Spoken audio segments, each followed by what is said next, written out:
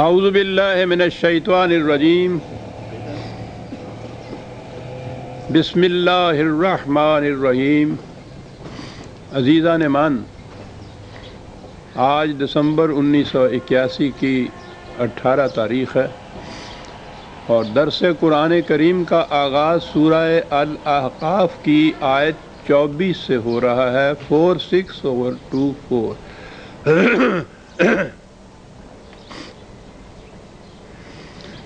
قرآن کریم نے وہ حق و باطل کی کشمکش جو شروع سے چلی آ رہی ہے، نبی اکرم صلی اللہ علیہ وسلم کے زمانے میں اس کی جو کیفیت تھی بیان کرتے ہوئے حسب معمول پھر سابقہ کی شہادات کو وہ پیش کرتا ہے، اور اس سلسلے میں اس نے قوم عاد کی مثال پیش کی تھی، اور دوسرے مقامات میں وہ بتاتا ہے کہ ان قوموں کے جرائم کیا تھے جن کی پاداش میں یا جن کے عواقب میں، پاداش نہیں کہنا چاہیے، جن کے عواقب میں یہ تباہیاں آئیں، یعنی ان کے کانسیکوینسز تھے یہ جو تباہیاں گنگنی جاتی ہیں۔ اس سزا کا یا عذاب کا تصور ہمارے ذہنوں میں کچھ اور آتا ہے، وہ یوں آتا ہے کہ جیسے خارج سے کوئی اتھارٹی کسی کو ہنٹر مار رہی ہو، اور قرآن کی روح سے جزا اور سزا یہ ہے کہ انسان کے اعمال کے جو فطری نتائج ہیں یہ ان کا نام ہوتا ہے۔ قوموں کی تباہی کی بھی وہ صورت یہی بتاتا ہے کہ جب قوموں کا نظام باطل پہ ہوتا ہے وہ اقدار خداوندی کو پس پشت ڈال دیتی ہیں، اور قوم عاد کے تو متعلق یہ ہے کہ وہ کمزوروں اور ضعیفوں کی ہڈیاں توڑ دیا کرتے تھے، اتنی سخت گرفت ان کی ہوتی تھی کمزوروں پہ، تو یہ تو بہت بڑا جرم ہے انسانیت کی بارگاہ میں۔ تو اس کی وجہ سے پھر وہ اس قدر اپنے ہی مقاصد کی بروئے کار لانے میں منہمک ہوتے تھے کہ وہ معاشرے کے حالات کو سدھارنے کے لیے جو چیزیں چاہیے، نظام کو مستحکم رکھنے کے لیے جو کچھ چاہیے، ان کی طرف سے توجہ ہی ان کی ہٹ جاتی تھی۔ تو یہ چھوٹی بڑی تباہیاں جو عام حالات میں اگر نظام درست ہو تو ان کا مداوع کر لیا جا سکتا ہے، وہ ان کے پاس اتنی بھی طاقت اس کی نہیں رہا کرتی تھی۔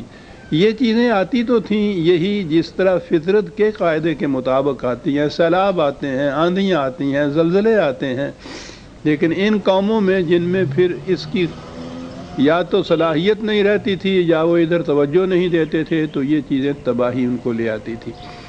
لیکن قرآن کریم جس مقصد کے لیے ان واقعات کو بیان کرتا ہے وہ ان کے نتائج ہیں، نہ کہ یہ تاریخی واقعات خود۔ کہا یہ ہے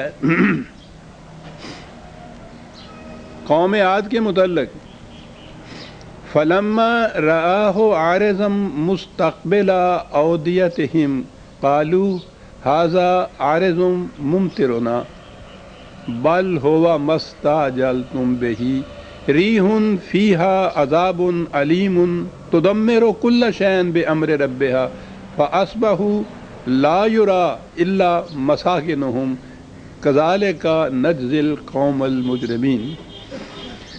اب قوم المجرمین آخر میں کہہ کے بات بتا دی کہ وہ کس مقام پہ قوم پہ تھی۔ وہ جرائم کی فہرست دوسرے مقامات میں دی گئی ہے۔ واقعہ یہ بیان کیا گیا ہے کہ وہ خشک سالی کا زمانہ تھا، بارش کا انہیں بڑا شدت سے انتظار تھا۔ دور سے انہوں نے دیکھا کہ کوئی کالی گھٹائیں بڑھتی چلی آ رہی ہیں، چھا رہی ہیں، تو وہ خوش ہوئے اپنے قیاس کے مطابق کہ یہ بارش برسانے والی ہوائیں یا بادل آ رہے ہیں۔ لیکن جب وہ آگے بڑھیں تو وہ بارش برسانے والی نہیں تھی، وہ تو ایک آندھی کا جھکڑ تھا کہ جس نے ان کی ہر چیز کو تباہ کر کے رکھ دیا، اور کہا یہ ہے کہ جاؤ دیکھو ان کی بستیوں کے کھنڈرات کو، کہ پھر اس کے بعد ان میں بسنے والا کوئی نہ رہا، صرف مکان باقی رہ گئے، مکانوں کے بھی نشانات باقی رہ گئے۔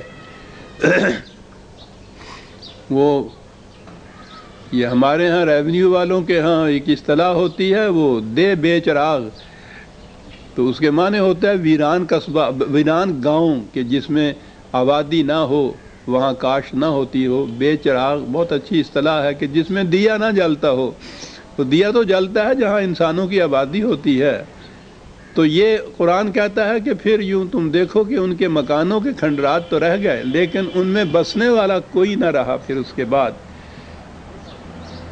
کہا کہ یہ ہوتا ہے نتیجہ اس قوم کا کہ جو جرائم پر اتر آتی ہے۔ اگلا ٹکڑا بھی اس کے ساتھ ہے، لیکن میں بعد میں لوں گا۔ یہ جو آیات ہیں اس میں ہمارے لیے بہت بڑا سبق ہے جو قرآن نے بیان کیا ہے۔ انہوں نے قیاس یہ کیا، اندازہ یہ لگایا کہ یہ جو بادل اٹھ رہا ہے یہ ان کے لیے بڑا ہی سرسبزی اور شادابی کا باعث ہوگا۔ بڑی خوشی ہوئی انہیں یہ دیکھ کے کہ وہ مینہ برسانے والا بادل آ رہا ہے، لیکن در حقیقت وہ مینہ برسانے والا نہیں تھا، وہ تو ان کو تباہ کرنے والا ایک جھکڑ تھا جو چلا آ رہا ہے۔ اب یہ چیز جو اس کے اندر جو ایک بڑا گہرا فلسفہ چھپا ہوا ہے، یا ہمارے لیے جو حکمت اس کے اندر ہے، وہ یہ واقعہ نہیں بلکہ یہ ہے کہ انسان اپنی نگاہ میں اپنے اندازے کے مطابق، اپنے قیاس کے مطابق ایک چیز کو اپنے لیے بڑا ہی منفعت بخش سمجھتا ہے، فائدہ مند سمجھتا ہے، لیکن در حقیقت وہ اس کے لیے تباہ کن ہوتی ہے۔ افراد میں بھی یہ چیز آپ دیکھیں گے کہ ایک شخص سمجھدار ہر طرح سے عقل و فکر کو کام میں لا کے کسی ایک کاروبار میں ہاتھ ڈالتا ہے، کوئی ایک اسکیم اختیار کرتا ہے، لیکن آخر الامر جا کے معلوم ہوتا ہے کہ وہ تو بڑی نقصان رساں تھی، بڑا ہی نقصان اس کے اندر ہوا۔ یہ روزمرہ کا ہمارا تجربہ ہے کہ ایسا ہوتا ہے۔ قوموں کی زندگی میں تو پھر یہ تباہیاں بڑی ہی لامحدود پیمانے پہ ہوتی ہیں۔ ایک قوم اپنے ہاں ایک نظام وضع کرتی ہے، یہ سوچ کر، یہ سمجھ کر کہ یہ اس قوم کے لیے بڑی ہی منفعت بخش ہوگی، لیکن وہی نظام جو ہے ذرا آگے چل کے نظر آ جاتا ہے کہ وہ تو بڑا ہی تباہ کن تھا۔ یہ جتنی قومیں تباہ ہوئی ہیں، اگلی آیت میں یہ کہا ہے کہ وہ اس قدر جاہل اور بے وقوف نہیں تھیں، اندھی نہیں تھیں، بہری نہیں تھیں، سب کچھ دیکھتی تھیں۔ تو سب کچھ دیکھنے بھالنے کے باوجود وہ جو کچھ فیصلے کرتی تھیں اپنے لیے، جو نظام جس قسم کا انہوں نے کام کر رکھا تھا، دیکھتے بھالتے ہوئے، دیدہ دانستہ اپنی علم و بصیرت کی روح سے، وہ سمجھتے یہ تھے کہ یہ بڑا ہی خوش آئند، بڑا ہی منفعت بخش نظام ہے، بڑا مستحکم نظام ہے، لیکن اس کی بنیادوں کے اوپر تباہی، بنیادوں کے اندر تباہی کے آثار مضمر تھے، اور وہی تباہ کن ثابت ہوا ان کے لیے۔ یہ انسانیت کی تاریخ ہی نہیں بلکہ انسانی زندگی کے لیے اس کے اندر بہت بڑا ایک فلسفہ مضمر ہے۔ پھر کیا کیا جائے؟ عقل و فکر کو کام میں لا کے، علم و بصیرت کی روح سے اندازے کے مطابق انسان ایک فیصلہ کرتا ہے، ایک فرد اپنے لیے، ایک قوم پوری قوم کے لیے، ایک مملکت پوری مملکت کے لیے، اور فیصلہ کے بعد وہ نظر آتا ہے کہ جس چیز کو بڑا ہی منفعت بخش سمجھا تھا وہ بڑی تباہ کن ثابت ہوئی آخر میں جا کر۔ پھر کیا کیا جائے؟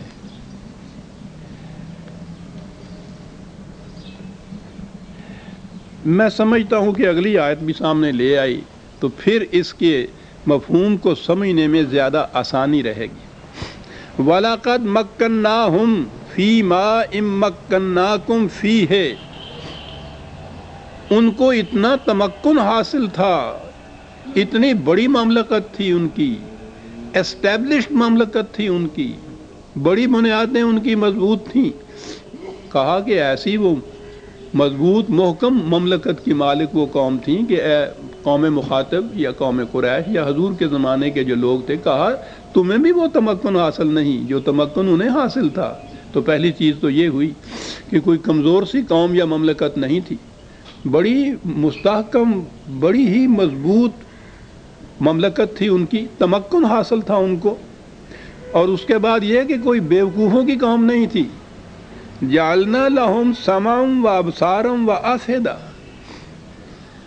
عقل و فکر، علم و بصیرت، سمجھنے سوچنے کی ساری صلاحیتیں حاصل تھیں، تو بڑی متمکن مملکت، علم و بصیرت بھی سب حاصل ہے، لیکن اس کے باوجود تباہی آ گئی۔ یہ کیوں ہوا؟ فما اغنى عنهم سمعهم ولا ابصارهم ولا افئدتهم من شيء، لیکن ان کے علم و بصیرت نے، ان کے فہم و تدبر نے کچھ کام نہ دیا انہیں۔ کیوں؟ اذ كانوا يجحدون بآیات اللہ وحاق بهم ما كانوا به یستہزئون، جب انہوں نے اقدار خداوندی کی طرف سے چشم پوشی کی، انکار کیا، ضد کی کہ ہم اس کے مطابق نہیں نظام قائم کریں گے، اس کی خلاف ورزی کی، یہ جب انہوں نے کیا تو نہ تو علم و بصیرت کسی کام آیا، نہ مملکت کا اقتدار اور تمکن جو تھا وہ ان کے کسی کام آیا۔ مستحکم سے مستحکم مملکت بھی پرے کاہ کی طرح اڑ گئی، اور ان کی عقل و بصیرت تھی، ایسا نظر آیا کہ اس پہ پردے پڑ گئے ہوئے تھے۔ بات یہ کہی کہ جب یجحدون بآیات اللہ ہے، جب وہ اقدار خداوندی سے انہوں نے انکار کیا اور اس کے خلاف اپنی مملکت کی بنیادیں قائم کی، تو اس کی وجہ سے نہ تو مملکت کا استحکام کسی کام آیا اور نہ ان کی علم و بصیرت نے ہی ان کو کچھ فائدہ پہنچایا۔ تو بہت بڑی چیز سامنے آئی ہمارے۔ پہلی چیز تو یہ کہ انسان اگر صرف اپنے عقل و بصیرت کی بنیاد کے اوپر کوئی فیصلہ کرتا ہے، میں آگے چل کے ابھی عرض کروں گا کہ یہ عقل و بصیرت اور علم تو بہت بڑی چیز ہے، قرآن بھی اس کی بڑی قدر و منزل بتاتا ہے، لیکن تنہا اگر اسی کی روح سے فیصلہ کیا جاتا ہے تو اس انسان کی نگاہ جس طرح سے یہ تبھی نگاہ انسان کی آنکھ ایک حد تک جا سکتی ہے، اس سے آگے نہیں جا سکتی۔ انسان کا اپنا ذاتی علم و بصیرت یا قوم کی اپنا خیال و قیاس ایک حد تک جا سکتا ہے، اس سے آگے نہیں جا سکتا۔ یہ علم خداوندی ہے جو لامنتہا حد تک جا سکتا ہے۔ وہ کہتا یہ ہے کہ علم و بصیرت سے کام لو، لیکن وحی خداوندی کی روشنی میں کام لو۔ سورج ہو، تاریکی ہو، تو انسان کی آنکھ 2 قدم تک بھی نہیں کوئی دیکھ سکتی، ہاتھ کو ہاتھ سجھائی نہیں دیتا جسے کہتے ہیں، اور جب روشنی ہوتی ہے تو اب یہی نگاہ انسان کی کتنی دور تک چلی جاتی ہے، تمام خطرات کو بھانپ لیتی ہے جب روشنی سامنے آ جائے۔ وہ کہتا ہے کہ اسی طرح جیسے فزیکل لاز یہ ہیں، طبعی قوانین یہ ہیں کہ روشنی میں انسان کی آنکھ کام کرتی ہے، اسی طرح سے یہ جو ویلیوز کی دنیا ہے، اقدار کی دنیا ہے، اس میں بھی یہ صورت ہے کہ تنہا علم و بصیرت انسان کو دور تک نگاہ نہیں جانے دیتی اس کی۔ اس علم و بصیرت سے اگر وحی کی روشنی میں کام لیا جائے تو پھر وہ دور تک دیکھ سکتی ہے، پھر وہ اپنے نفع نقصان کو اچھی طرح سے بھانپ سکتی ہے۔ کہا یہ ہے قرآن نے۔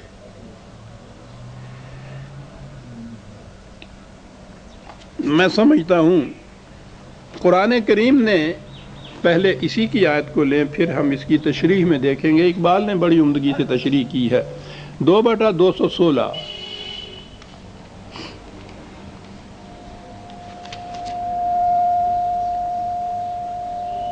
وَعَسَىٰ أَن تَكْرَهُوا شَيْئًا وَهُوَ خَيْرٌ لَكُمْ وَعَسَىٰ أَن تُحِبُّوا شَيْئًا وَهُوَ شَرٌّ لَكُمْ۔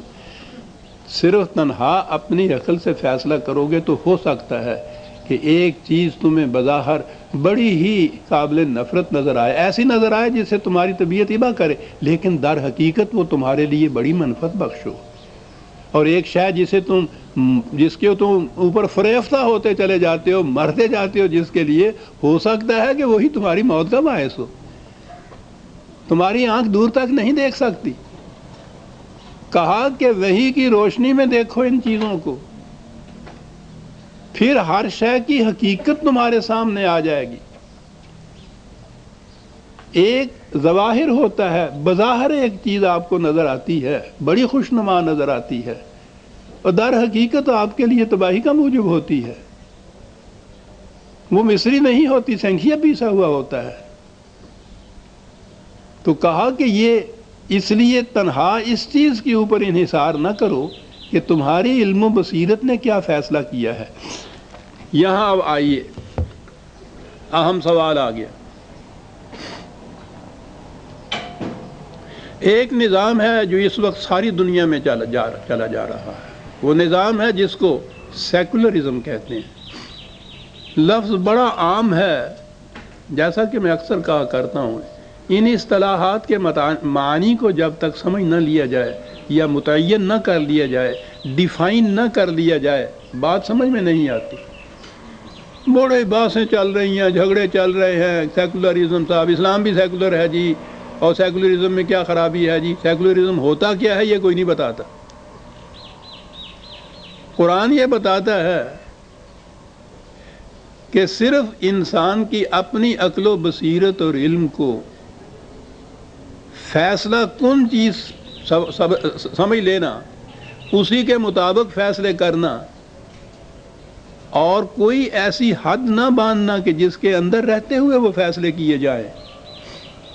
یعنی الٹیمیٹ اتھارٹی، آخری اتھارٹی انسانوں کے اپنے فیصلے کو لینا۔ اور قرآن یہ ہے کہ خدا کی طرف سے جو حدود متعین کی گئی ہیں، ان حدود کے اندر رہتے ہوئے علم و عقل و بصیرت سے کام لو۔ یہ ہو گیا اسلام، یعنی حدود خداوندی کے اندر رہتے ہوئے عقل اور علم و بصیرت سے کام لینا اسلام، اور حدود سے ناآشنا ہو کے صرف علم و عقل انسانی کے مطابق کام لے کے فیصلے کرنا سیکولرزم۔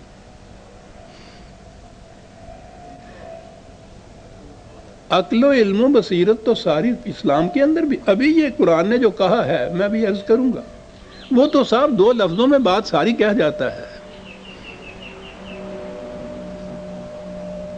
علم و عقل و بصیرت وہ اس کے خلاف ڈنڈا لے کے نہیں چل رہا، وہ اس کو بڑی اہمیت دیتا، لیکن شرط ایک لگاتا ہے کہ ان حدود کے اندر رہتے ہوئے ان سے کام لیا جائے جو خدا کی متعین کردہ ہیں اور غیر متبدل ہیں، ان کو تم بدل نہیں سکتے۔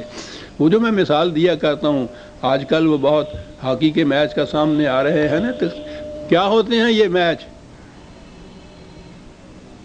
صرف وہ باؤنڈری لائن جو ہیں ان کے اندر رہتے ہوئے ٹیم کو اجازت ہوتی ہے کہ وہ گیند کو لے جائے گول کے پاس۔ ذرا ان لائنز کی خلاف ورزی کی تو سیٹی بج جاتی ہے۔ اور اگر کوئی اس قسم کا میچ ہو جس میں یہ لائنز ہوئی نا،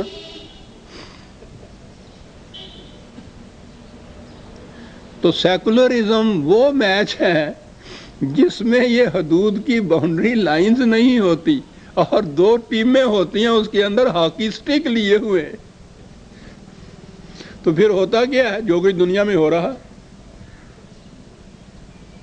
یہ تو وہ چار لائنیں ہیں جو حقیقت میں ان کو ڈسپلن کے اندر رکھتی ہیں، اور پھر وہ ریفری تو سیٹی بجاتا ہے۔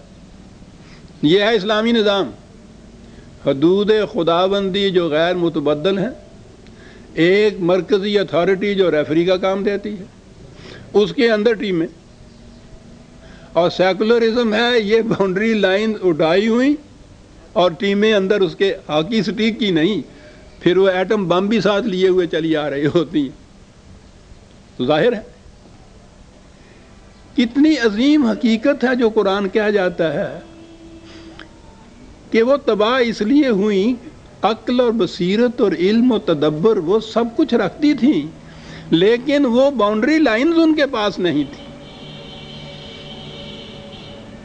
حدود فراموش تھی، حدود میں بلیو نہیں کرتی تھی، اور کہا کہ اس لیے وہ تباہ ہوئیں۔ قوم بچے گی وہ علم و بصیرت سے وہ کام لے، لیکن حدود خداوندی کے اندر رہتے ہوئے ان سے کام لے۔ یہ ہے جو اسلام ہوگا، اور یہ ہے کہہ رہا کہ وہ تمام نوع انسانی عالمگیر انسانیت کے لیے منفعت بخش ہوگا، کیونکہ اس کی حدود جو ہیں وہ عالم انسانیت کی منفعت کو سامنے رکھ کے باندھی گئی ہیں، حدود خدا کی۔ یمکث فی الارض ما ینفع الناس، بقا اسی عمل کے لیے ہے جو پوری نوع انسانی کی منفعت کے لیے کیا جائے۔ یہ ہے جو لائن اس نے کھینچی ہے، منفعت کے لیے، تخریب کے لیے نہیں۔ اب آئیے اس طرف، کہ انسان تنہا اپنی علم و عقل سے، وہ جو قرآن نے کہا ہے کہ بیشتر ایسا ہوتا ہے کہ ایک چیز کو تم اچھا نہیں سمجھتے، ناپسندیدگی کی نگاہ سے دیکھتے ہو، وہ تمہارے لیے بڑی منفعت بخش ہوتی ہے، وہی سے پوچھو کہ یہ میرے لیے فائدہ مند ہے یا نہیں، اور ایک شے جسے تم بہت پسند کرتے ہو سکتا ہے کہ وہ تمہارے لیے بڑی تباہ کن ہو، خود نہ فیصلہ کرو، دیکھ لو کہ وہی کی لائن کے اندر میں یہ کچھ کر رہا ہوں، کہیں اس سے تجاوز تو نہیں کر رہا۔ یہ حدود کا لفظ قرآن کا ہے، باؤنڈری لائن اس کا ترجمہ ہے۔ تو تنہا انسان، ایک فرد اپنے فائدے کی سوچ سکتا ہے۔ حیوانی فطرت کا تقاضا ہے کہ ہر شخص پریزرویشن آف سیلف کے لیے، اپنی زندگی کے تحفظ کے لیے سوچے، دوسرے کے لیے سوچ ہی نہیں سکتا، حیوان نہیں سوچ سکتا۔ کوئی حیوان کسی دوسرے حیوان کی حفاظت نہیں کرتا۔ قوت اگر حاصل ہوتی ہے شیر کو تو اس لیے کہ وہ ہرن کو کھا جائے۔ حدود کے اندر قوت اس لیے حاصل ہوتی ہے کہ کمزور کی حفاظت کی جائے۔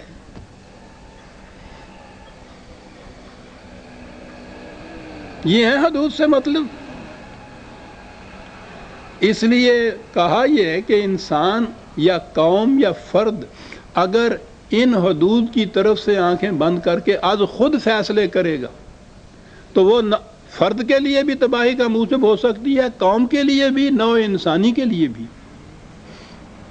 کیونکہ یہ سارے فیصلے فرد اپنے تحفظ کے لیے چاہتا ہے، قوم اپنی منفعت کے لیے چاہتی ہے۔ تو جہاں اپنی اپنی منفعت اور تحفظ کے لیے سب کچھ سوچا جائے اور حدود کوئی ہو نہیں، تو اس کا نتیجہ تو ظاہر ہے نا۔ کتنی عظیم چیز کہی قرآن نے کہ علم و عقل، علم و بصیرت نہایت ضروری چیز ہے، لیکن حدود خداوندی کے اندر رہتے ہوئے یہ میچ کھیلو۔ یہ اگر نہ کرو گے تو اس کا نتیجہ تباہی ہوگا، ٹکراؤ ہوگا ایک دوسرے کے ساتھ۔ ہر فرد، ہر قوم اپنی اپنی منفعت، اپنی اپنی بقا، اپنی اپنی زندگی، اپنی اپنی قوت کے لیے نبرد آزما ہوگی اس میدان میں، اور جب یہ ہوگا تو ٹکراؤ ہوگا، اور جب ٹکراؤ ہوگا تو اس کا نتیجہ تباہی ہوگا۔ اقبال نے اس چیز کو بڑی عمدگی سے بیان کیا ہے۔ وہ تو جب آتا ہے تشریح کے اوپر تو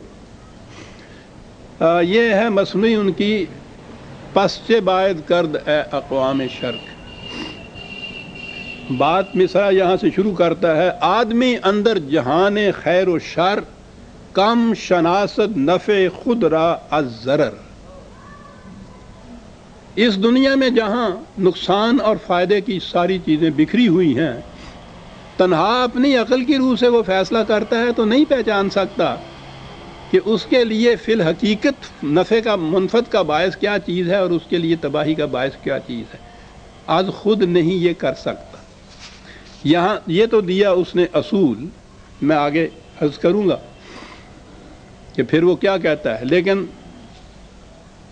کہتا یہ ہے وہ لفظ حلال اور حرام کو وہ لایا ہے، اور میں پہلے ہی عرض کر دوں جو بات اس نے کہی ہے کہ نیست این کار فقیہاں اے پسر، فقہ کی روح سے نہ پوچھو تم حلال اور حرام کیا ہوتا ہے۔ ان کے ہاں تو یہی ہوتا ہے کہ کوا حلال ہے یا کوا حرام ہے، مرغی حلال ہے یا مرغی حرام ہے۔ وہاں تو حلال و حرام یہ ہوتا ہے۔ اس نے کہا کہ حلال اور حرام تو یہ ہے، رزق حلال اور رزق حرام۔ ابھی دیکھیے کیا کہتا ہے وہ، تانا دانی نقطۂ عقل حلال بر جماعت زیستن گردل وبال۔ اگر یہ جو چیز کے وحی خداوندی نے جائز قرار دی ہے وہ عقل حلال سمجھ لیجئے، جن حدود کے اندر رہتے ہوئے تم کو بھاگنے دوڑنے، گیند کے پیچھے جانے کی اجازت دی گئی ہے، وہ عقل حلال ہے۔ کہتا ہے جب یہ تمیز اٹھ جائے تو پھر تو انسان کا معاشرے کے اندر رہنا وبال جان ہو جاتا ہے۔ معاشرے میں اگر یہ تمیز اٹھ جائے ان حدود کی، اور سٹرکس کی جگہ ایٹم بم پاس ہوں ان کے، وہ کہتا ہے سوچو تو صحیح کہ پھر اس معاشرے میں تمہارا حشر کیا ہوگا۔ کیا بات ہے، عقل حلال کی اگر تمیز اٹھ جائے عزیزان مان، دور جا کے کہیں دیکھنے کی ضرورت ہی نہیں۔ صورت ببیں حالم مپرس، ہم تو اس معاشرے میں رہ رہے ہیں، ساری دنیا آج اس معاشرے میں رہ رہی ہے جہاں عقل حلال کی باؤنڈری لائن نہیں لگی ہوئی ہے۔ تانہ دانی نقطہ عقل حلال بر جماعت زیستن گردد وبال، تباہ ہو جاتی ہے وجہ۔ آہ یورپ زی مقام آگاہ نیست، اس وقت ساری دنیا پر تہذیب مغرب چھائی ہوئی ہے۔ وہ مخاطب تو مغرب کو کرتا ہے کہ وہ سرچشمہ ہے ان تمام چیزوں کا، لیکن در حقیقت وہ اس نظام کو لیتا ہے، اس نظریے کو لیتا ہے جس کی روح سے باؤنڈری لائنز مٹا کے میچ کھیلے جا رہے ہیں۔ اسی تمثیل میں بڑھتا جاؤں گا میں آگے۔ آہ یورپ زی مقام آگاہ نیست، چشم او ینظر بنور اللہ نیست۔ یہ ایک حدیث شریف ہے، اتقوا فراست المومن انہ ینظر بنور اللہ۔ مومن کی فراست سے محتاط رہو، اس لیے کہ وہ خدا کی روشنی میں چیزوں کو دیکھتا ہے۔ دیکھا صحیح حدیث کس طرح سے ایک تابندہ گوہر کی طرح چمک کے سامنے آ جاتی ہے۔ خدا کی دی ہوئی روشنی کی نگاہ، اس کی نگاہ دیکھتی ہے، اس سے محتاط رہو۔ تمہاری نگاہ کی حد یہاں تک ہوتی ہے، اس کی حد بہت دور تک آگے جاتی ہے، کیونکہ وہ نور اللہ کی روشنی میں دیکھ رہا ہوتا ہے۔ یورپ کو یہ مقام کہتا ہے حاصل نہیں ہے۔ او نہ داند از حلال و از حرام، حکمتش خام است و کارش نا تمام۔ وہ تمیز ہی نہیں جان رہا حلال اور حرام کی، اس لیے اس کی اسکیمیں بھی تباہ کن ہوتی ہیں، اس کا اپنا انجام بھی تباہ کن ہوتا ہے۔ اب دیکھیے حلال اور حرام کس کو یہ کہتا ہے۔ میں نے عرض کیا ہے نا کہ یہ ٹھیک ہے، یہ مسائل ہیں کہ یہ حلال ہے، یہ حرام ہے، لیکن قرآن کی روح سے جس کو یہ کہہ رہا ہے حلال اور حرام کے معنی کیا ہیں؟ امت بر امت دیگر چرد۔ اور اگلی بات یہ ہے کہ دانا ایمی کارد آن حاصل برد۔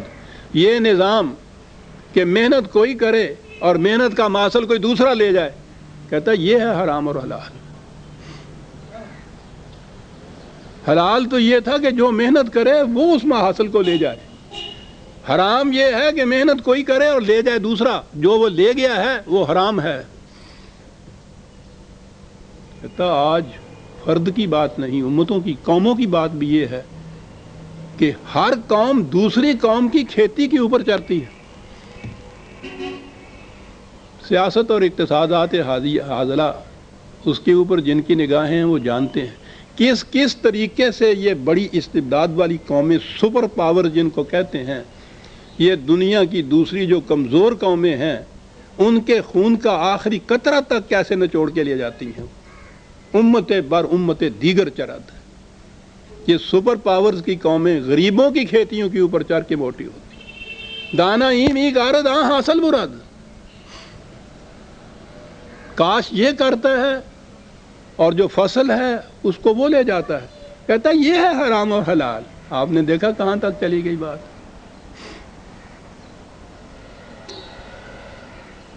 وہ جو اس نے کہا ہے کہ نیستی کار فقیہاں اے پسر، میں ابھی عرض کرتا ہوں کہ ہمارے ہاں کی فقہ بھی کہاں جاتی ہے۔ دو شعر اور اس کے سن لیجیے۔ از ضعیفہ ناربودن حکمت است۔ کاریگری کا ہے کہ کیا ہے، علم و بصیرت کس کام آتا ہے؟ کمزوروں کے منہ سے روٹی چھین لینا، کہ کس تدبیر سے ان کی روٹی چھینی جائے۔ ساری عقل ان کی اس کام میں صرف ہوتی ہے۔ کام یہ بھی لیتے ہیں عقل سے، لیکن اس کے لیے لیتے ہیں کہ کمزور کے ہاتھ سے روٹی کیسے چھینی جائے۔ از تنے شان جان ربودن حکمت است۔ ان کے جسم سے جان کس طرح سے کھینچ لی جائے، سارا علم و تدبر اس کام آتا ہے ان کا۔ شیوائے تہذیب نو آدم دریست۔ یہ تہذیب نو کیا کرتی ہے؟ پھاڑ کھاتی ہے انسانوں کو، جنگل کے شیروں کی طرح، درندوں کی طرح کمزوروں کو چیر پھاڑ کھاتی ہے۔ پردہ آدم دریست سوداگری است۔ یہ ٹھیک ہے جی۔ آگے دیکھیے یہ نظام اقتصادیات کا، اکنامکس کا ان کا۔ ای بنوک ای فکر چالاک یہود، یہ بینک سسٹم جو انہوں نے ایجاد کر رکھا ہے، یہودیوں کی چالاک فکر کی پیدا کردہ یہ چیز ہے۔ ساری دنیا کی اقتصادیات جتنی بھی ہیں آپ حیران ہوں گے یہ یہودیوں کے ہاتھ میں ہیں۔ یہ بڑی بڑی جن کو سپر پاورز کہتے ہیں، ایٹم بم لیے پھرتے ہیں، ان کی رگے جان پنجہ یہود میں ہے۔ یہ دنیا کی بڑی بڑی مملکتیں ان کے بل بوتے پہ چلتی ہیں۔ سارے بڑے بڑے بینک جتنے بھی ہیں، سارے بڑے بڑے اقتصادی نظام جتنے بھی ہیں، انسٹیٹیوشنز، آرگنائزیشنز یہودیوں کے قبضے میں ہیں۔ ہی بنوک یہ بینک فکر چالاک یہود، بڑی تیز فکر ہے ان کی۔ انسان کو پتہ ہی نہیں چلتا کہ اس کی محنت کی کا محاصل کس طرح سے وہ لیے چلے جا رہے ہیں، کس کس طریقے سے لیے جا رہے ہیں۔ نور حق از سینہ آدم ربود، اور اس نے اس معاشی غلط باطل کے معاشی نظام میں گرفتار کر کے اس کے سینے سے خدا کا نور ہی چھین کے وہ لے گئی۔ تا ہو بالا نہ گردد ای نظام، دانش و تہذیب و دین سودائے خام دین۔ جب تک یہ نظام تباہ نہیں ہوتا، کون سا نظام؟ یہ محنت کر کے کاشت کرے وہ فصل لے جائے، اس قسم کا اقتصادی نظام کہ جس میں یہ میں آپ کو سمجھاؤں کہ یہ بات کیا ہے جسے بینک یا ہم ربا جسے قرآن کہتا ہے۔ قرآن کریم کی روح سے یہ محنت جو ہے اس کا جو حاصل اس سے ہوتا ہے وہ ہے جسے نفع کہا جاتا ہے۔ معاوضہ محنت کا ہے، صرف روپیہ انویسٹ کر کے اس کے اوپر کچھ لے لینا یہ ربا ہے، یہ حرام ہے قرآن کی روح سے۔ اور اتنا بڑا یہ جرم عظیم ہے، قرآن نے کسی اور جرم کے متعلق یہ نہیں کہا کہ اگر تم اس نظام سے، اس جرم سے باز نہ ہو تو خدا اور رسول کی طرف سے اعلان جنگ ہے تمہارے خلاف۔ کسی اور جرم کے متعلق یہ نہیں آیا، اس کے متعلق یہ آیا ہے۔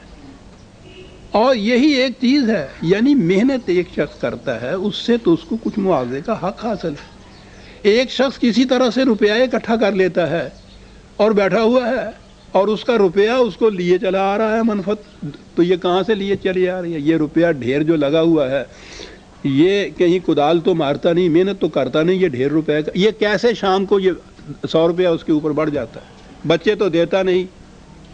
یہ 1000 روپیہ کیا کرتا ہے جس سے یہ شام کو 100 اس کے اوپر آ جاتا ہے؟ یہ کہاں سے آتا ہے؟ وہ جو محنت کر رہا ہے یہ اس کی محنت کا محاصل ہے نا جو اس میں آگ مل جاتا ہے۔ یہ صرف روپیہ انویسٹ کرتا ہے اور بیٹھا ہوا، وہ محنت کر رہا ہے، اس بیچارے کی محنت میں سے شاید روپے میں سے اس کو 4 آنے بھی نہیں ملتے، 12 آنے یہ ڈھیر لے جاتا ہے، وہ جو آرام سے بیٹھا ہوا ہے گھر میں۔ اسے ربا کہتے ہیں۔ محض سرمایہ کے اوپر منافع قرآن کی روح سے ربا ہے۔ اب اس کے لیے جو بحثیں ہیں نا کہ یہ سود، وہ سادہ سود حرام ہے اور وہ سود مرکب حرام ہے اور یہ بینک کا سود اور ہے اور یہ منافع اس کو کہتے ہیں یہ اور ہے، یہ ساری باتیں باطل ہیں۔ قرآن نے ایک لفظ میں ساری بات کہہ دی ہے۔ یاد رکھو، تم اگر کسی کو دیتے ہو کوئی چیز، کسی کی مدد کرتے ہو روپے سے، وَلَكُمْ رَءُوسٌ مِّنْ أَمْوَالِكُمْ، تو تم صرف اصل زر واپس لے سکتے ہو، اس کے اوپر ایک پیسہ زائد نہیں لے سکتے۔ اصل زر کے اوپر ایک پائی بھی جو لینا ہے وہ ربا ہے، وہ حرام ہے قرآن کی روح سے۔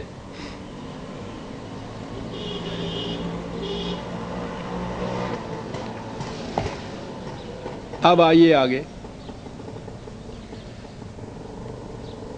آدمی اندر جہان خیر و شر، کم شناست نفع خود را از ضرر، میں نے پہلے پڑھا تھا۔ کس نہ داند زشت و خوب کار چیز، دادائے ہموار و نا ہموار چیز۔ اگر وحی کی روشنی کے بغیر فیصلے کرتے ہو تو تمہیں پتہ نہیں چل سکتا کہ یہ راستہ جو ہے ہموار ہے یا نا ہموار ہے۔ وہ تو سورج چڑھے گا تو تمہیں پتہ چلے گا کہ راستہ کیسا ہے۔ اندھیرے میں تو ٹھوکریں کھاتا پھرتا انسان.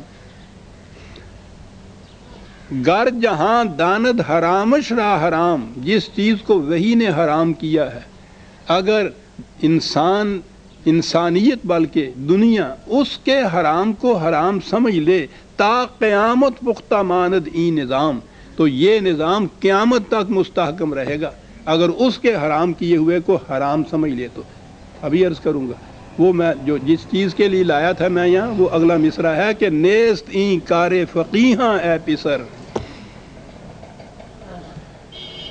یہ فقیہوں کا کام نہیں ہے. فقہ کی روح سے یہ باتیں نہیں سمجھ میں آ سکتی. با نگاہ دیگر اورا نگر، اس کو قرآن کی نگاہ سے سمجھو، بات سمجھ میں آئے گی. آپ کو معلوم ہے آپ کی فقہ کا کیا فیصلہ ہے؟ مزارعت حلال ہے. مزارعت کیا ہوتی ہے؟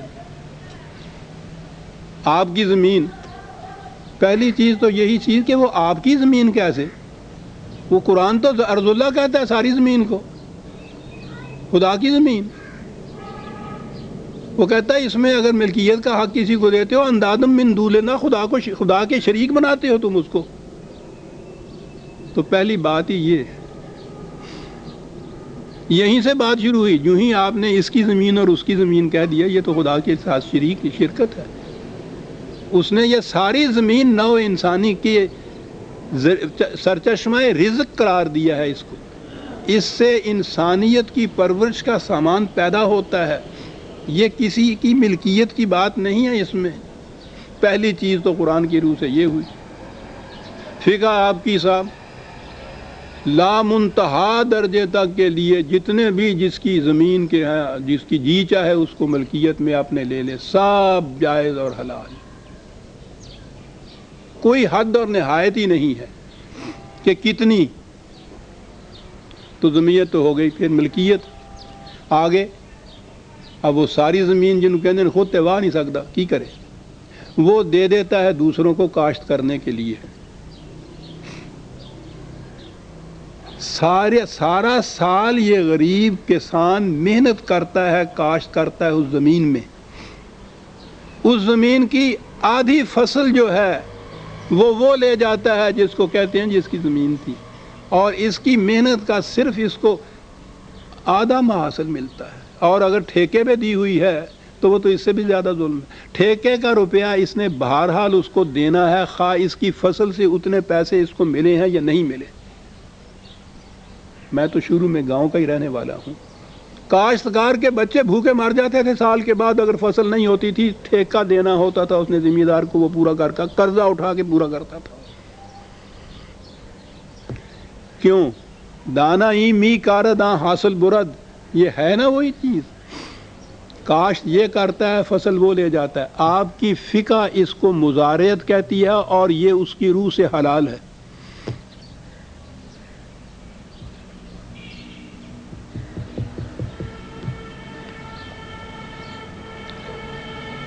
کاروبار کوئی کرتا ہے، ایک شخص صرف اپنا سرمایہ لگا دیتا ہے، انویسٹ کرتا ہے اس سے صرف سرمایہ. سارا سال محنت وہ کرتا ہے، تجارت میں بھاگ دوڑ سب مشقت کرتا ہے، اور اس کے بعد یہ اس کے منافع میں سے جو طے شدہ ہے گھر بیٹھے ہوئے لے جاتا ہے. سرمایہ کے اوپر منافع لے لیتا ہے. تو یہی تو ربا تھا. فقہ نے اس کا نام مزاربت رکھ دیا، یعنی نام صرف بدل دیا. دیوداس کو عبد الرحمن کہہ دیا. کہتے ہیں نہیں یہ مزاربت ہے. یعنی وہ پہلی چیز جو میں نے عرض کی کہ دانا ای می کار داں حاصل برد مزارعت ہے. یہ کہ انویسٹمنٹ سے سلیپنگ پارٹنرشپ جو ہے بیٹھا ہوا ہے گھر میں، اصل اس کا محفوظ ہے. جب بھی اس نے معاملہ ختم کرنا ہے وہ اصل اس کے ذمے ہے، وہ تو وہ لے لینا ہے، گردن پان کے لے لینا ہے آگے کو، اور اس کے اوپر آتا چلا جاتا ہے یہ منافع. وہ کماتا ہے، یہ اس میں سے کھاتا ہے. یہ ربا ہے. انہوں نے اس کی اصطلاح رکھ دی مزاربت ہے. سر وہ جو اس نے کہا تھا کہ نیستی کار فقیہاں اے پسر، بیٹا یہ فقہ کی بات نہیں ہے. با نگاہ دیگر اورا نگر، اسے کسی اور نگاہ سے دیکھ. اور نگاہ تو ینظر بنور اللہ ہی ہے نا. خدا کی روشنی میں ان معاملات کو سمجھ، پھر بات سمجھ میں آئے گی. یہ دانہ ماحصل اسی کا ہے جو کاشت کرتا ہے، منافع اسی کا ہے جو محنت کر کے کماتا ہے. یہ وہ چیزیں ہیں کہ جو خدا کے نور نے دی، وہی کی عائد کردہ حدود ہیں، باؤنڈری لائنز ہیں جو کھینچی ہوئی ہیں. ان کے اندر کرو جو کچھ کرنا ہے.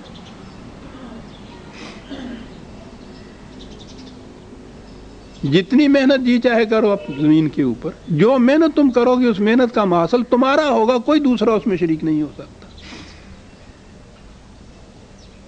محنت کرو، اس میں پیسے بھی لگاؤ، جو بھی اس میں سے منفعت ہوگی تمہاری ہوگی، دوسرا شخص اس میں نہیں لے جا سکتا. خدا کی حدود یہ تھی. اب یہ دیکھیے، یہ ہیں خدا کی حدود کے تابع نفع اور نقصان کی ڈیفینیشنز آپ کہیے، اس کی حدود مقرر کی ہوئی، یہ تو اس کی ہے. اور جب پھر انسان ایک فرد یا قومیں خود فیصلے کریں تو پھر خود فیصلے تو آپ جانتے ہیں جو کرتے ہیں. انفرادی یہ مزارعت جسے آپ کہتے ہیں، وہ تو ہمارے ہاں کی یہ ذمہ داری کا تو یہ معمول بن چکا ہوا ہے. گاؤں کے اندر یہ بڑے بڑے ذمہ دار، ان میں سے کوئی بھی خود جا کے محنت نہیں کرتا. وہ سارا کچھ، وہ مزارع جو کچھ وہاں کاشت کرتا ہے، اس میں سے آدھی فصل اس کے گھر آ جاتی ہے. اور جس کو بغیر محنت کیے ہوئے اتنا کچھ ملے، پھر اس کا جو نتیجہ ہوتا ہے، پھر ان بڑے بڑے ذمہ داروں کے، ان کے جاگیرداروں کے پھر آگے جو وہ بیٹے ہوتے ہیں، اور وہ پھر جو کچھ کرتے ہیں وہ ہمارے سامنے. اور ٹھیک ہے، محنت نہ کی جائے اور مفت میں جو کچھ آیا جائے تو پھر تو فکر انسانی یہی کچھ کرتا ہے جو کچھ ہوتا ہے. یہ تو محنت ہے کہ دوسری طرف اس کا دھیان ہی نہیں جانے دیتی. خون پسینہ شام تک جب ایک ہو جاتا ہے تو پھر آ کے جو وہ لیٹتا ہے، چارپائی بھی نہیں دیکھتا. وہ کسان جو ہوتا ہے بیچارہ اس طرح سے سوتا ہے، کیونکہ اس نے صبح 4 بجے پھر اٹھنا ہے. تو قرآن کی روح سے عزیزان من یہ ہیں حدود. اب یہ جو کہا ہے نا قرآن کریم نے،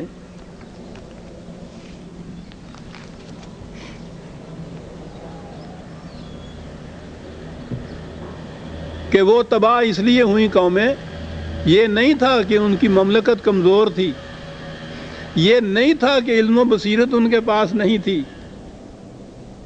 ایک ہی چیز تھی کہ یہ جو حدود کھینچی ہوئی ہیں، وہی خدا بندی نے وہ ان کو مٹا دیتے تھے. اور اس کا نتیجہ تو کہا پھر نتیجہ یہ کہ جس چیز کو منفعت بخش سمجھتا ہے انسان اپنے نگاہ میں، اپنے قیاس کی روح سے، اپنے اندازے کی روح سے، قوم جس چیز کو بڑی منفعت بخش سمجھتی ہے وہی اس کی تباہی کا موجب بن جاتی ہے. اب اگلی بات قرآن نے یہاں یہ کہی، عقل و فکر. عزیزان من غور کیجئے، جیسا میں عرض کیا کرتا ہوں، این کتابیں نہیں، اس چیزیں دیگر است. عام کتابوں کے مقابلے میں اس کا انداز ہی مختلف ہے. آپ کے ہاں 2 الگ الگ مسلک چلے آ رہے ہیں. ایک تو میں نے ابھی عرض کیا جس کو سیکولرزم کہتے ہیں اس دور میں، کہ صرف عقل انسانی ہے جو فیصلہ کن حقیقت تک پہنچتی ہے. اسی کی روح سے جو فیصلے ہوں گے وہ اسی ہی فیصلے ہوں گے. اس کے اوپر کوئی حدود نہیں ہے، کوئی کنٹرول نہیں ہے، کوئی حد بندی نہیں ہے اس کے لیے. جو میں نے عرض کیا کہ اس کو سیکولرزم کہتے ہیں. ساری دنیا میں یہی نظام چلتا ہے. یہ جسے آپ جمہوریت کہتے ہیں اور اس کے اتنے گن گاتے ہیں، وہ ہوتا کیا ہے؟ انسانوں کی اکثریت 51 جو فیصلہ کر لے وہ حق کا فیصلہ ہوتا ہے، صحیح فیصلہ ہوتا ہے، قانون بنتا ہے، عدل اس کے مطابق ہوتا ہے. انسانوں کا فیصلہ، اس فیصلے کے اوپر کوئی کنٹرول نہیں ہے، کوئی حد نہیں ہے. آخری چیز یہ ہے انسانوں کی عقل و بصیرت کا فیصلہ. تو ایک تو یہ ہوا کہ عقل و بصیرت کو یہ مقام دے دیا جائے کہ اس کے اوپر کنٹرول ہی کوئی نہ ہوا. اور ایک طرف یہ انتہا عقل و فکر کی، دوسری طرف ہمارے ہاں تصوف یا فقہ آئی. عقل و فکر کو سے کام ہی نہ لیا جائے، اس کو حرام قرار دیا جائے، لٹھ لے کے علم کے پیچھے پھرا جائے. ایک کو الف تینوں درکار، علم و بس کری ہو یار، چلے ہوئے. اور یہ بات نہیں کہ یہ ہمارے ہاں کے کسی بھنگڑ خانے والے نے یہ چیزیں کہی ہوئی ہیں. تو بڑے بڑے آپ کے ہاں کے یہ مفکر اور عالم تصوف کی دنیا کے اندر جو پھر رہے ہیں، پہلی چیز تصوف کی دنیا میں یہ چیز علم اور عقل کے خلاف لٹ لیے پھر رہے ہیں. یعنی دوسری طرف یہ انتہا پہ آگے ایکسٹریمزم. ادھر ایکسٹریمزم یہ ہے کہ عقل ہی فیصلہ کن عقل کل ہے، کوئی حد نہیں اس کے اوپر، کوئی کنٹرول نہیں اس کے اوپر، یعنی اس کا وہ مقام ایک طرف تو، اور دوسری طرف یہ ہے کہ علم و عقل سے کام لینا جو ہے یہ حرام ہے.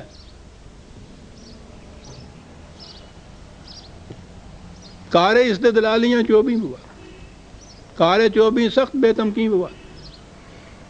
دلیل اور برہان سے کام لیا تم نے تو بس تباہ ہو گئے تم. وہ یہ کہہ رہے ہیں مولانا روم صاحب. اور قرآن دلیل اور برہان کو پیش کرتا ہے اور دوسروں سے بھی کہتا ہے کہ تم اگر اس کی مخالفت کرتے ہو تو لاؤ دلیل اس کے حق میں لاؤ. میں بھی دلیل دیتا ہوں. یہ کہہ رہے ہیں کہ دلیل دینے والے کا تو کام ہی بیڑا غرق ہوتا ہے. یہ ہے. دوسری طرف یہ ہے تصوف. دوسری طرف آپ کے ہاں کہ یہ فقہ کے قانون، اس میں عقل کو دخل نہیں آپ دے سکتے. یعنی یہ چیز جو ہے کہ اگر قتل کے جرم میں خون بہا کا فیصلہ ہو، وہ قیمت جو دے دیتے، عدالت جو فیصلہ کرتا ہے، جان کی قیمت کہتے ہیں، خون بہا کہتے ہیں اس کو، یہ دے دیا جائے، تو فقہ کا آپ کے یہاں فیصلہ یہ ہے کہ مرد اگر قتل ہو جائے تو مثلاً اس کی قیمت 10,000 دینی ہوگی، تو عورت قتل ہو جائے تو آدھی دیت ہوگی اس کی. یعنی عورت کی زندگی کی قیمت بھی آدھی مرد کے مقابلے میں. کوئی علم و بصیرت و دلیل اس کی تائید کرتا ہے؟ قرآن کے تو یکسر خلاف ہے. اگر اس سے دلیل اور علم سے آپ بحث کریں گے تو وہ کہیں گے کہ نہیں یہ احکام شریعت ہے، اس کے اندر علم نہیں آ سکتا. غور کیجئے آپ.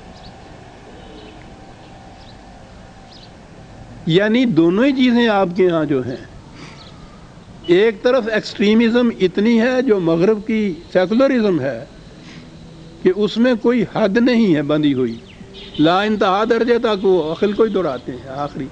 دوسری طرف یہ چیز ہے کہ نہ تصوف میں آپ کے ہاں عقل ہے، نہ ان قوانین کے متعلق یہ ہے کہ آپ عقل کی روح سے ان کو فیصلہ کر لیجئے. عقل کی روح سے فیصلہ نہیں کر سکتے آپ. وہ مقرر ہیں اور پھر ان کے متعلق یہ ہے کہ غیر متبدل ہیں، قیامت تک ہیں، یہ اسی طرح سے رہیں گے. اس میں نہ تبدیلی کر سکتے ہو، نہ غور و فکر کر سکتے ہو، نہ اپنے زمانے کے تقاضوں کو دیکھ سکتے ہو، بالکل نہیں. دوسری طرف یہ کیفیت ہے سر، علم اور عقل کے پیچھے یہ لاٹ لیے. یہ دونوں چیزیں آپ کے ہاں چلی آ رہی ہیں. ایک طرف یہ قوانین جو ہیں فقہ کے، وہ آپ کے یہاں کی شریعت ہے، اور پھر اس کے بعد تو مغز دین جسے کہتے ہیں وہ آپ کے یہاں کا تصوف ہے کہ جس میں علم اور عقل جو ہے اس کو پاس نہیں آنے دیتے. ان کی کھینچی ہوئی حدوں کے اندر وہ قدم نہیں رکھ سکتی، نہ علم نہ عقل. یہ مغز دین ہے، وہ شریعت ہے آپ کے ہاں کی، اور اس میں آپ چلے آ رہے ہیں. اب قرآن کو دیکھیے کہ 2 لفظوں میں بات کتنی بڑی کہہ گئی. کہا وہ تباہ ہو گئے، اس لیے نہیں کہ وہ علم اور عقل و بصیرت نہیں رکھتے تھے، رکھتے تھے وہ، تو اہمیت اس کی ہے نا یہ. لیکن اب یہاں آ گئی قرآن. یہاں تک تو ہوئی بات سیکولرزم کی کہ علم اور عقل و بصیرت رکھتے تھے. کیا بات تھی جس کی وجہ سے تباہ ہو گئے؟ انہوں نے حدود خداوندی جو تھی ان کو مٹا دیا ہوا تھا. وہ ان کے اندر رہتے ہوئے عقل و بصیرت سے کام نہیں لیتے تھے. یہ ہوا اسلام. تو آپ نے دیکھا کہ ایک لفظ سے کہ جب انہوں نے حدود خداوندی سے انکار کیا تو علم و عقل و بصیرت کسی کام نہ آئی، تباہ اس نے کر دی. تو گویا علم و عقل و بصیرت اس کی اہمیت بھی بتا دی اور اس سے کام لینے کا طریقہ بھی بتا دیا. یہ ہوا عزیزان مان اسلام جسے آپ کہتے ہیں. دونوں طرف کی ایکسٹریمزم جو ہے، انتہائی درجے کی تو افراط و تفریط جسے آپ کہتے ہیں، نہ عقل بے باک جو ہے اس کے لیے چھٹی دی، نہ اس علم اور عقل کے خلاف جو لٹ لیے پھرتے ہیں اس کو دین کہا کہ علم اور عقل نہایت ضروری چیز ہے، صرف اس سے حدود خداوندی کے اندر رہتے ہوئے کام لیا جائے. تو آپ نے دیکھا کہ وہ قرآن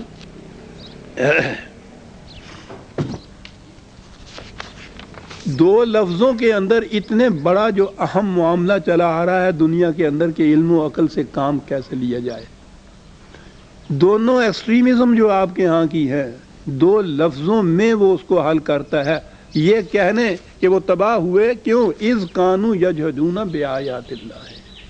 علم و عقل بالکل صحیح تھی، کام لینا چاہیے تھا، لیکن وہ اقدار خداوندی کی حدود کے اندر رہتے ہوئے انہوں نے کام نہ لیا اس سے، تو اسی سے تباہی آ گئی. تو کہا یہ کہ علم و عقل سے بالکل کام نہ لوگے جب بھی تباہی آئے گی. قرآن کہتا ہے کہ جہنم میں جانے والوں کی نشانی یہ ہے کہ وہ علم و عقل سے کام نہیں لیتے. ایک طرف تو یہ، دوسری طرف یہ کہ جہنم میں جانے والوں کی نشانی یہ ہے کہ وہ انتہا درجہ علم و عقل کو دیتے ہیں، اس کے سامنے حدود نہیں باندھتے. اور اسلام یہ ہے کہ علم و عقل سے حدود خداوندی کے اندر رہتے ہوئے کام لیا جائے. عزیزان مان کہا یہ نہ کرو گے وحاق بہم ما کانوا بہ یستہزئون. کیا بات ہے! ہمیں پتہ ہے کہ ان کو جب خدا کی وحی کی طرف دعوت دو تو یہ مذاق کرتے ہیں، اس کو کہتے ہیں ہم فوق البشر یا فوق فطر کسی چیز کو نہیں مانتے دنیا کے اندر. انتہا درجہ جو ہے انسان کی اپنی عقل کا، یہ مذاق کرتے ہیں اس چیز کو. تو جس چیز کو وہ مذاق کرتے تھے انہوں نے آ کے کس طرح سے ان کو گھیر لیا. یہ چیزیں جو ہے سورہ اعقاف کی میں سمجھتا ہوں، جی ہاں 2 ہی آیتیں ہم نے لی ہیں. بات بڑی اہم تھی، خدا کرے کہ بات میں وضاحت سے پیش کر سکا ہوں. سورہ اعقاف کی 27ویں آیت سے ہم آئندہ لیں گے. 2 اعلان ہیں.